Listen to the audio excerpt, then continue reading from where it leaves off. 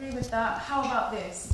Or ask the person at the front a question. Just put your hand up and ask a question. And I might be able to answer that question, I might not be able to. And if I can't answer that question, I will say, well, does anybody else in the congregation know how we can answer that question? And then we'll have an open discussion about it. And then it'll be more fruitful for you guys as it is for me. Because then I can go away and say, I don't really understand that. I'm going to go away and look at that in a bit more detail.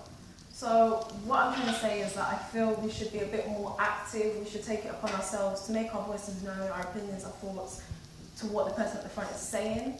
So be free when the next person comes up and speaks to just put your hand up and say, I like that point, I don't like that point, this is how I read it, can you explain this a bit more, can we have a discussion of that kind of thing. Just be very open. This is your church, you're going to get out of it as much as you put in.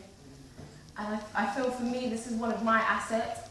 Wherever I go, I love to ask questions. And I think that is what makes me, me.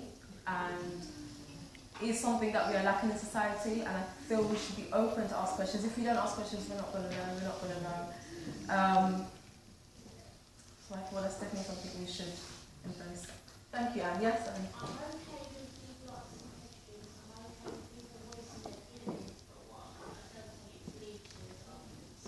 Yeah. It's definitely a point. Yeah. So yeah, Anne just made the great point that it shouldn't lead to arguments. So I feel that we should. I don't agree. Basically, guys, well, I agree with everything Heidi's just said. She did mention it beforehand, and it's something most of you who came on the leaders retreat will be aware that we all kind of said the same.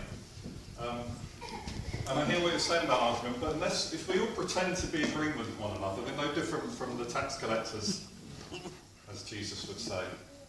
The reason Paul has to write all these letters, and we've just gone through his biggest letter, is because of arguments that are going on. Paul and Peter nearly come to fisticuffs, we read in the book of Acts. And last time I checked, they're apostles.